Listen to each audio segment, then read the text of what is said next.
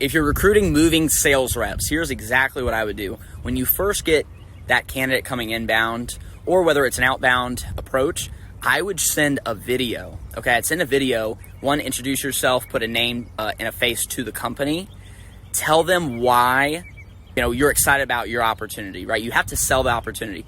But number two is I give the facts, okay? Share like what your average move size is, what your current conversion rate is, what your lead to book move, how many leads are you getting inbound right now, what's your lead sources, what's that distribution in sources by percentages, what's your sales, what your summer months look like, and what your non-peak months look like, what types of marketing do you do?